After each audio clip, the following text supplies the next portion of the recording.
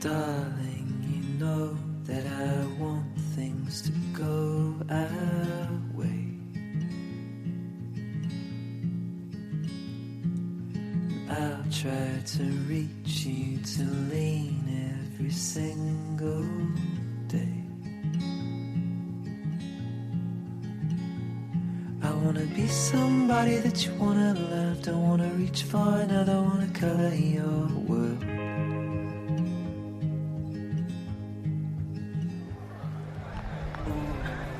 Il y a beaucoup de monde ici ce soir, beaucoup d'ambiance, c'est vraiment un début de soirée extraordinaire. Dans un podcast précédent, j'ai eu le plaisir de faire un voyage avec vous. On était allé jusqu'au Liban, pays du Proche-Orient. Le podcast s'appelle Beka. On avait fait vraiment un beau tour ensemble. Du point de vue vinicole, si on se fie aux experts, le Liban, c'est le berceau. C'est le berceau du vin sur Terre.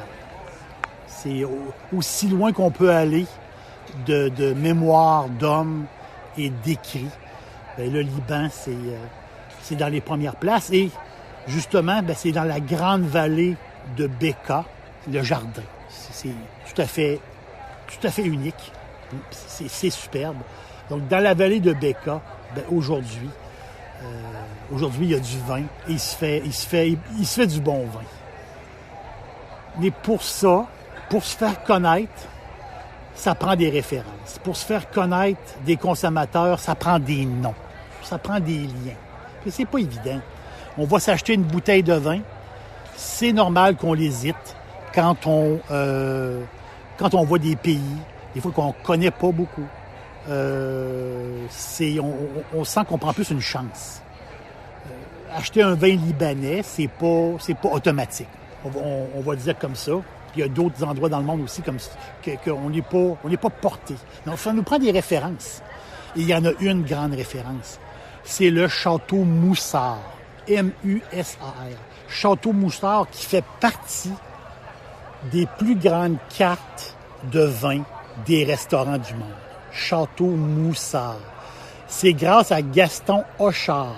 Hochard, c'est un jeune passionné qui, dans les années 30, il a fait une formation à Bordeaux, une grande formation à Bordeaux, et il s'est rendu dans son coin et il a ouvert Moussard. 20 ans de peaufinage, 20 ans de travail, et pour arriver que ces bouteilles ont été acceptées dans les compétitions mondiales. Et il est arrivé quelque chose de particulier. En 1979, en Angleterre, son vin a été à l'aveugle. Son vin a été comparé au Grand Pomerol, les Grands Bordeaux. Imaginez, un vin du Liban que personne connaît est à la même table que les Grands Bordeaux, les Grands Pomerol. C'est tout à fait extraordinaire. C'est sûr que les Pomerol, on est plus dans le Merlot. Pomerol, c'est Merlot aidé d'un Cabernet. Mais ici, c'est pas ça. Moussard, c'est 3 cépages. Moussard, c'est Cabernet Sauvignon, Carignan et Cinsault. J'ai pas eu le plaisir encore de prendre une gorgée de Moussard. C'est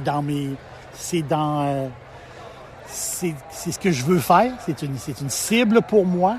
C'est une bouteille un peu assez dispendieuse. Et pour le même prix, j'ai 3 bouteilles d'un super Bordeaux libanais. C'est drôle, hein? Je les appelle des Bordeaux libanais.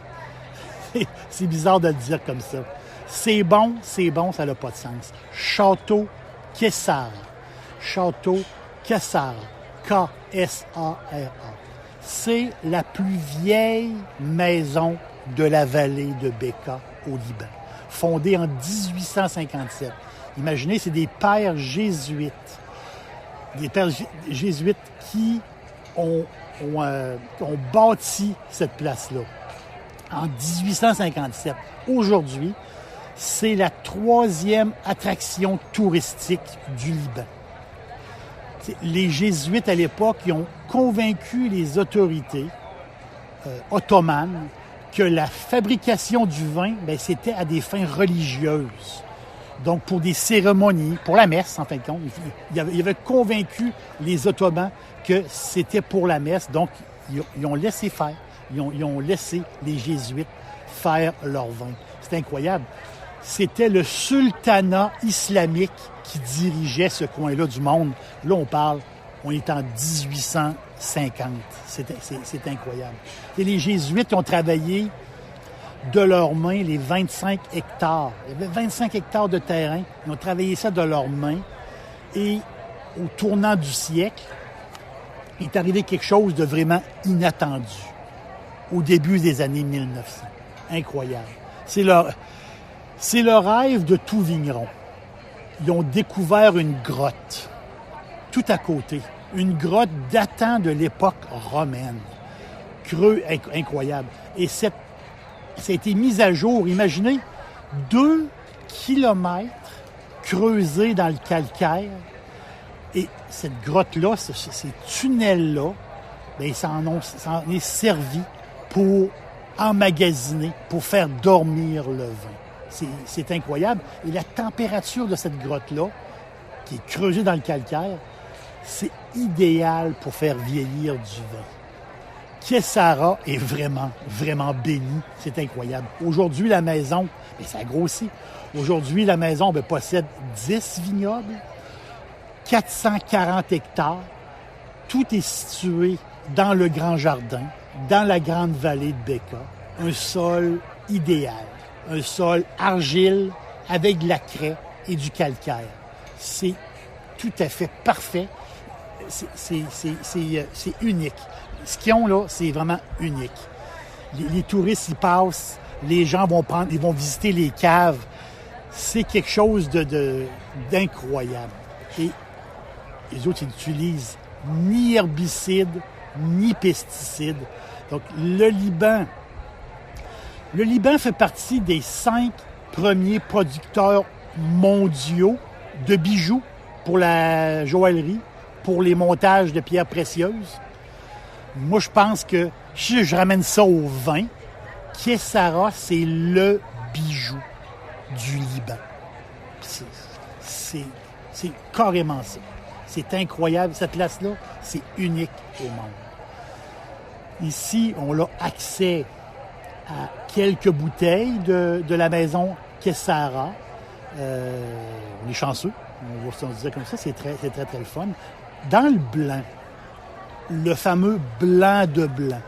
Le blanc de blanc Kessara. Servir froid. Il faut le servir froid là, à 8-10 degrés. Comme le champagne. Plus froid que chaud. Là.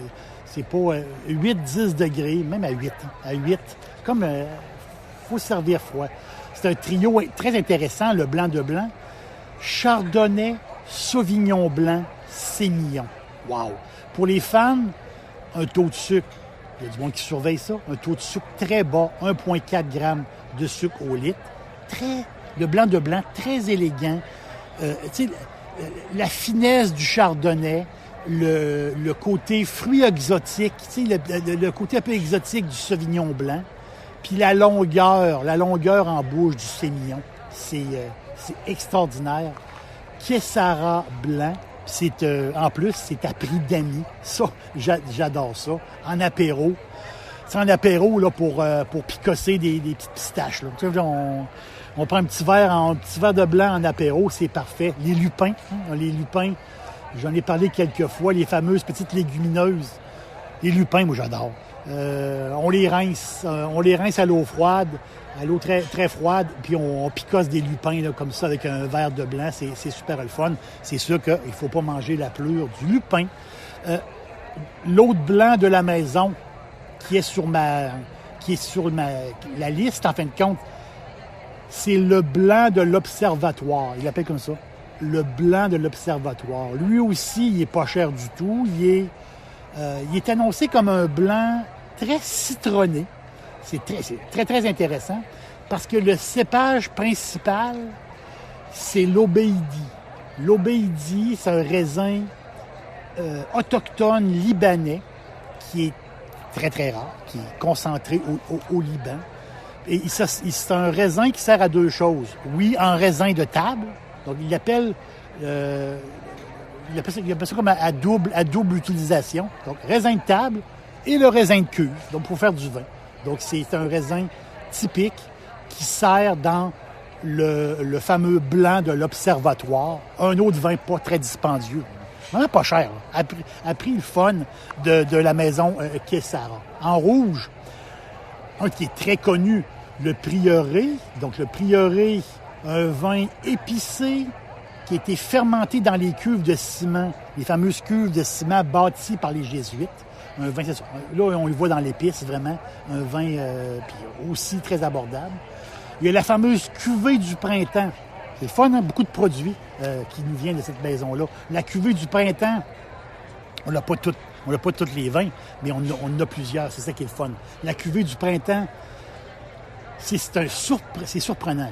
C'est un mix de Gamay et de Tempranillo. Oups, c'est rare qu'on voit ce mix-là, Gamay, Tempranillo. Très, très rare. Très rare. Donc, c'est un rouge particulier, la cuvée de printemps. Un rouge particulier parce qu'il se boit frais. Il se boit frais. C'est un vin rouge pour mettre au frigo. Et on boit en apéro. Donc, même, on peut le mettre dans un seau à glace. Carrément, comme on le sait, comme un vin blanc, mais c'est un vin rouge, donc le cuvée du printemps. Et ça va vous remplacer, on va dire comme ça, un peu remplacer comme une sangria. Tu sais, en fait, compte, c'est un vin, c'est une soirée chaude d'été comme ce soir, c'est parfait. La cuvée du printemps, très très cool, très le fun. Le grand vin de la maison du château Quesara, bien, le grand vin de la maison, c'est la cuvée du 3e millénaire. Il l'appelle comme ça. Cuvée du 3e millénaire. Oui, un peu plus dispendieux, même assez dispendieux. Tu sais, c'est un vin qui a gagné des médailles d'or. C'est un vin qui a été créé en l'an 2000, au début du 3e millénaire. Donc, c'est 3 cépages. Petit verre d'eau. Le principal cépage, c'est le petit verre d'eau. Donc, c'est un vin qui est très tannique, très prune. Et c'est un vin qui a fait beaucoup de mois en tonneau. Je vois de mémoire comme ça, je pense que c'est 18 mois. 18 mois, ou même peut-être plus, là, mais de tonneau. Donc, c'est un vin qui, justement, c'est un vin particulier. Des fois, il peut être un peu surprenant, mais c'est le grand vin de la maison. Mais si je calcule bien, ça doit faire 3 ou 4 bouteilles que je bois. C'est l'emblème, on va le dire comme ça, c'est l'emblème de Quesara. C'est le château Quesara, tout simplement. C'est Quesara Château. C'est lui qui est mon super Bordeaux libanais. J'aime ça l'appeler comme ça. Donc, Cabernet Sauvignon et Merlot. Oh, Merlot. Voilà, on fait le lien, là. On fait le lien avec Bordeaux, avec Merlot. 12 mois de barrique de chêne français neuf. C'est l'emblème du Liban, c'est quoi? C'est le cèdre. Hein? C'est l'arbre, c'est le cèdre. Bien, justement, c'est un rouge très, très boisé. Très cherry, cerise boisée, très sec. J'adore. Ça fait 4 bouteilles que je bois. J'adore. Et la dernière fois, c'est un Bordeaux, comment dire, c'est un Bordeaux de la Méditerranée. J'aime ça dire ça comme ça. Je trouve ça beau. Et la dernière bouteille que j'ai bu, je l'ai bu on était 4 personnes. Et on était 4 personnes, puis on ne s'était pas trop cassé la tête ce soir-là. Et je suis allé chercher au resto, un resto populaire de la région où je demeure. Je suis allé chercher des galettes libanaises. La mienne était à l'agneau, avec la sauce. Vous savez, la petite sauce, là, tzatziki, là, la petite sauce, là, à la menthe. Donc, agneau, menthe dans la galette, avec un verre de château Quesara. C'était bon, ça n'avait pas de bon sens. Simple et bon, puis vraiment, on voyage. Donc, pour votre plaisir, je crois je crois que Château Kessara, ça vaut la peine de prendre des risques, on va le dire comme ça, si vous voulez essayer ces vins-là, ces vins libanais.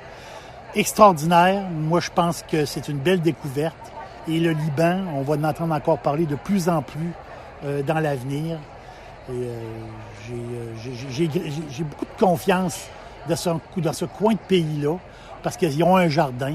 Et ils ont, aujourd'hui, il y a de l'énotourisme, donc beaucoup de touristes, des tours, beaucoup de tours de vin. Donc le monde s'intéresse beaucoup. Les Libanais aussi, les jeunes Libanais, c'est une population jeune, les jeunes Libanais boivent plus de vin que leurs aînés. Donc le vin, il y a une popularité du vin au Liban.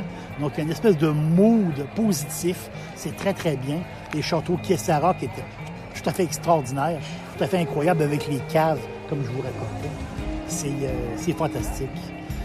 Merci d'être là. Je